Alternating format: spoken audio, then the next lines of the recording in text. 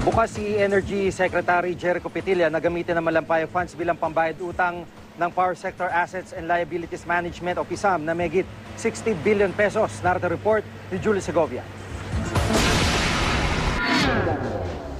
Sa halip na sa susunod na tag-init pa, posibleng mapaaga ang kakulangan sa supply ng kuryente sa Luzon ayon sa Department of Energy. 2,000 megawatts ang nakikitang dagdag na power deficiency ng DOE kung hindi makalilikha ng kuryente ang tatlong plantang nasa ilalim ng Power Sector Assets and Liabilities Management o PSAM. Malamang daw na maubos ang pondong pambili ng panggatong ng PSAM kung magbabayad utang ito ng higit 60 billion pesos sa mga inalis na empleyado noon sa power industry. Ang basic worry ko is that garnishment.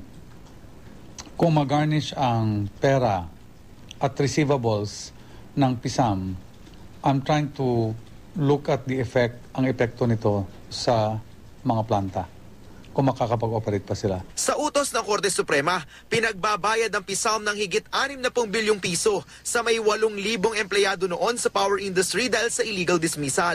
Taong 2002 sila nawalan ng trabaho dahil sa pagsabatas ng EPIRA law kung saan isinapribado ang maraming ari-arian ng gobyerno. Makalipas ang higit isang dekada, nagdesisyon ng kataas-taasang hukuman, bagay na ikinatuwa ng mga naghain ng kaso. Masaya rin po kasi ito po yung bunga ng aming pagpupuyat at pagdarasal sa aming mga pagsisikap. Malaking tulong po yan dun sa mga kasamahan namin na nawalan ng trabaho. Nirerespeto ng DOE ang naging desisyon ng Korte Suprema pero naghain pa rin daw sila ng mosyon dahil malaki talaga ang epekto nito sa power generation. Baka pwedeng utay-utay at hindi isang bagsakan ng bayaran. And if Supreme Court decides on a certain amount, whether it is 60 billion or under, wag naman agad-agad implement na maapektuhan ang operations.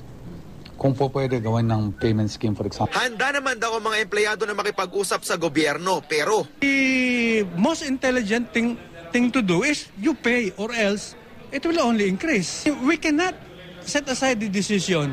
Yan ang hirap niyan dito sa gobyerno. May mga mas marunong pa sa Supreme Court. Bukas naman sa Secretary Petilla na gamitin ang Malampaya Funds bilang pambayad utang ng PSAM.